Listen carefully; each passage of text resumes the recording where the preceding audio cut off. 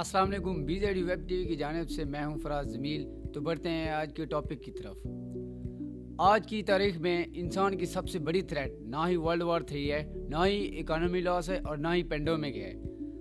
आपको ये हैरत अंगेज़ चीज़ बताता चलूँ कि सबसे ज़्यादा थ्रेट इंसान के लिए वो है क्लाइमेट चेंज। जब क्लाइमेट ही सही नहीं होगा तो ये वर्ल्ड वॉर 3, इकोनॉमी लॉस और पेंडेमिक क्या करेंगे जब इंसान ही ज़िंदा नहीं रहेगा। आपको पता है कि मौसमी सूरत हाल इतनी ज़्यादा बिगड़ती जा रही है, आने वाले चंद साल के अंदर पाकिस्तान के अंदर मौसमी सूरत हाल इतनी हद तक बढ़ जाएंगी कि इंसान का यह रहना मुमकिन नहीं होगा। तो ये इकोनॉमी लॉस इकोनॉमी पॉलिसी से ठीक हो सकता है, पेंडेमिक जो है वैक्सीन से ठीक हो सकता है, और जो बाकी वर्ल्ड वॉर 3 है ये सुलह सफाई से ठीक हो सकती है। लेकिन क्लाइमेट किसी सूरत में चेंज नहीं हो सकता। अगर ह्यूमन एक्टिविटीज़ हमारी अपनी सरगर्मियाँ अच्छी नहीं होगी तो मौसम पर बहुत बड़ा इम्पैक्ट होगा। तो आपको सबसे ये बताता चलूँ कि बहुत से ममालिक के अंदर हुक्मरान इस काविश में हैं कि किसी न किसी तरीके आपस में मुआहदात से इस तरह इकदाम उठाए जाएँ कि क्लाइमेट को ऑप्टिमम रखा जा सके। क्लाइमेट ऑप्टिमम रख कर हम अपनी इकोनॉमी पर अच्छा इम्पैक्ट दे सकते हैं। वर्ल्ड वॉर 3 को छोड़ दें तो दूसरी जानब देखा जाए तो पेंडेमिक वो इंसान खुद ही कंट्रोल कर सकता है, क्योंकि आज मेडिकल इतनी तरक्की कर रही है कि वो आसानी से अपने पेंडेमिक को वैक्सीन्स या दूसरे फार्मास्यूटिकल इंडस्ट्रीज़ जो हैं इनको ठीक कर सकती हैं। तो सबसे पहले मैं आपको बताता चलूँ कि 1950 की दिहाई से साइंसदानों ने ये दरियाफ्त किया है कि जो फ़िज़ा के अंदर CO2 level, CO2 carbon dioxide जो जानदारों से गैस रिलीज़ होती है जो ऊपर फ़िज़ा में जाती है, बहुत बड़ा इम्पैक्ट होता है। अगर ये अपने लिमिट से ज़्यादा जमा हो जाए फ़िज़ा के अंदर तो ऊपर ये तह बना लेती है जो कि बहुत ही ख़तरनाक होती है। तो 1950 की दहाई से तो आज तक 95% जो CO2 लेवल बढ़ा है फ़िज़ा के अंदर वो सिर्फ ह्यूमन एक्टिविटीज़ की वजह से बढ़ा है। ह्यूमन एक्टिविटीज़ इंसानी सरगर्मियाँ क्या हो सकती है जिसकी वजह से क्लाइमेट तब्दील हो रहा है, इंसान की ज़िंदगी पर क्या असर हो सकता है, क्या बीमारियां हो सकती हैं और क्लाइमेट को किस तरह हम ऑप्टिमम रख सकते हैं, इसकी वीडियो में मैं आपको मुकम्मल डिटेल दूंगा। सबसे पहले मैं आपको बताऊं कि 1950 से लेकर आज तक इंसान की आबादी जो है वो सिर्फ 3 गुना बढ़ी है, लेकिन उसकी ज़रूरियात इससे कुछ कई गुना बढ़ गई हैं, क्योंकि इंसान जितना ज़्यादा होगा, जितनी आबादी ज़्यादा होगी उतना ही इंसान को ग़िज़ा की ज़रूरत होगी, उतना ही उसे शेल्टर, उसे पनाह रहने के लिए जगह की ज़रूरत होगी। इस तरह तो हमारा रिलेशन जानवरों के साथ भी बहुत ज़्यादा अच्छा है, क्योंकि हम जानवरों से गोश्त ले रहे हैं, उनसे अंडे ले रहे हैं, उनसे दूध ले रहे हैं। तो जब हम जानवरों को पालेंगे घर में तो जानवरों के गोबर से, उनके फजलों से ऐसी जहरीली गैसेस रिलीज़ होती हैं जो फ़िज़ा में जाती हैं। सबसे पहले फोसल फ्यूज़ जब हम जला रहे हैं उससे NO2 नाइट्रोजन डाइऑक्साइड जो कि बहुत ही जहरीली गैस है और कार्बन डाइऑक्साइड भी ऊपर जा रही है। जब इस जानवरों के फजलों से जब जहरीली गैसेस जाएंगी, मीथेन जाएगी, CO2 इसके साथ रिएक्ट करेगी, इनके आपस में मिलेगी तो ये बहुत ही जहरीली तह बना देते हैं हमारे फ़िज़ा के ऊपर। एक पतली सी लेयर बन जाती है जो हमारी फ़िज़ा को तब्दील कर देती है, फ़िज़ा की जो कंपोजिशन होती है उसको चेंज कर देती है। जब हम सांस लेते हैं तो हमारे अंदर ये आते हैं, हमारे अंदर मौजूद ऑर्गन्स जो हमारे अंदर दिल, फेफड़े, गुर्दे चीज़ें हैं इनको बहुत ज़्यादा असर देती हैं, जिसकी वजह से नकारा हो जाते हैं और यहाँ तक कि इंसान की डेथ हो सकती है।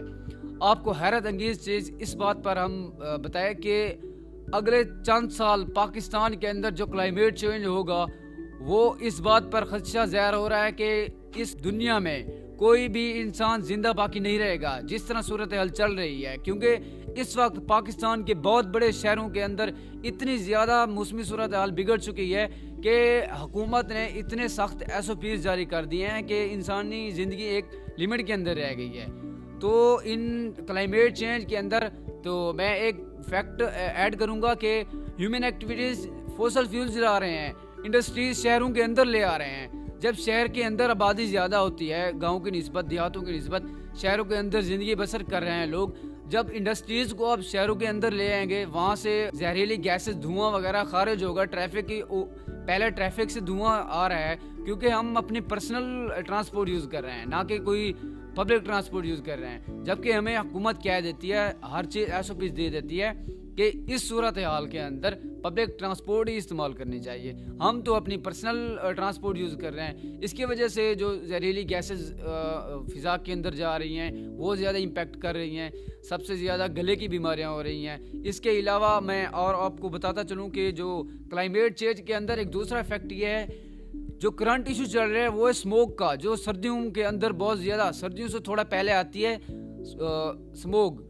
स्मोक दरअसल बनती क्या है, ये किस तरह बनती है और किस तरह इम्पेक्ट करती है, मैं बताता हूँ। दरअसल स्मोक एक कंपोजिशन है, एक कंपाउंड की तरह मिक्सचर है। मीन के अगर स्मोक को हम इसकी कंपोजिशन देखें, ये फोग और स्मोक का एक रिलेशनशिप है। जब स्मोक और फोग आपस में मिलेगी तो ये स्मोक पैदा करेगी। स्मोक, अब फोग और स्मोक हमारे इंडस्ट्री से जा रहा है, धुआं बहुत ही जहरीली गैसेस लेकर ऊपर जा रहा है, फिज़ा के ऊपर जा रहा है, फिज़ा के ऊपर एक पतली सी लहर बना देता है, जो इंसानी ज़िंदगी, जब ज़्यादा एटमॉस्फेयर पर दबाव आएगा इन जहरीली गैसेस की वजह से, तो ये नीचे से फिर रिफ्लेक्ट बैक होगी ज़मीन पर।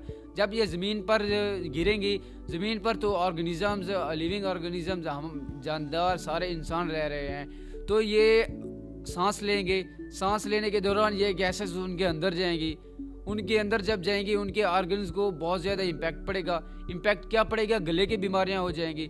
स्मोक को सबसे पहले मैं आपको इनके जो स्मोक होती है वो इंसानी सेहत पर किस तरह असरअंदाज होती है, इंसान के अंदर किस तरह की बीमारियां, किस तरह जहरीली बीमारियां पैदा होती हैं जो डेथ मीन के अकर हो सकती है, वो मैं आपको बताता चलूँ। सबसे पहले है दमा, मतलब जब हम सांस लेंगे तो हमारे अंदर ये जहरीली गैसेस जाएंगी, स्मोक जिसे हम कह रहे हैं, ये अंदर जाएगी। फिर आंखों में जलन, आंखों के ज़रिए भी अंदर दाखिल हो सकती है। फिर नज़ला हो गया, ज़ुकाम हो गया, इसके साथ फेफड़ों का कैंसर, दिल का दौरा इससे मुतवक्का हो सकता है। ये ऐसी बीमारियां हैं जो स्मोक की वजह से इंसान में पैदा हो सकती हैं और इंसान को डेथ रेट पर भी लेकर जा सकती हैं। फिर मैं आपको ये बताऊं कि इनसे बचा किस तरह जा सकता है, क्योंकि अगर हम स्मोक की हिफाजती तदबीर को अपनाएंगे तो हम आसानी से इन SOPs पर अमल करके अपने एग्जिस्ट कर सकते हैं। बिला ज़रूरत घरों से मत निकलना चाहिए, क्योंकि अगर हम बगैर किसी काम के बाहर जाएंगे तो बाहर तो क्लाइमेट चेंज होगा, बहुत ज़्यादा मौसमी सूरत हाल बिगड़ी हुई होगी। इसके अलावा मास्क इस्तेमाल करना चाहिए। इसके अलावा आँखों को हिफाजत करने के लिए ऐनक का इस्तेमाल करना चाहिए। घरों की खिड़कियों और दरवाज़ों को बंद कर रखना चाहिए ताकि बाहर की हवा अंदर ना आ सके। ये ऐसी SOPs हैं। इसके अलावा भी बहुत सी SOPs हैं जिसकी वजह से हम इन हिफाजती तदबीर पर अमल करके स्मोक से बच सकते हैं। तो इसके अलावा मैं आपको एक इंटरेस्टिंग चीज़ बताता चलूँ कि पाकिस्तान टॉप 20 कंट्रीज़ में से वो मुल्क है जिसने पिछले साल क्लाइमेट चेंज का बहुत ज़्यादा खदशा उठाया है, क्योंकि इसकी वजह से उसकी इकोनॉमी भी बहुत लूज़ हुई है, जिसकी वजह से उसकी स्टेबिलिटी में थोड़ा डिस्ट्रक्टिव ज़रूर आ गई है और आज भी अनस्टेबल है। और इसके अलावा मैं आपको बताता चलूँ कि हमारी पाकिस्तान की 50% आबादी जो है वो एग्रीकल्चर से रिलेट करती है। मीन के ज़्यादातर ज़राअत हैं, ज़राअत से किसान जो मीन के खेतों से अपना रोज़गार पैदा करते हैं। देखें, जब न्यूट्रिएंट्स जब किसान को अच्छे नहीं मिलेंगे, वो खाद दे रहा है अपने खेतों को, पानी दे रहा है, इसके अलावा बाकी चीज़ें भी उसके अंदर डाल रहा है। जब क्लाइमेट अच्छा नहीं होगा, उसे अच्छी रोशनी नहीं मिलेगी, उसे खेतों को अच्छी फ़िज़ा नहीं मिलेगी, आलूदा फ़िज़ा मिलेगी, पानी जो होगा वो भी आलूदा मिलेगा, तो ये प्रोडक्शन किस तरह अच्छी हो सकती है। पिछले साल भी जो मैंगो की प्रोडक्शन थी वो पाकिस्तान के अंदर 60% लॉस हुई है। इसके अलावा बाकी भी राइस की जो फसलें हो गई, इसके अलावा गंदम, क्योंकि अगर न्यूट्रिएंट्स अच्छे नहीं होंगे ना तो किसान को ना ही पैदावार अच्छी मिलेगी, और अगर किसान को पैदावार अच्छी नहीं मिलेगी तो किसान किस तरह उसे मार्केट में सेल कर सकता है, वो किस तरह बेच सकता है जब उसके पास एक अच्छी पैदावार नहीं होगी।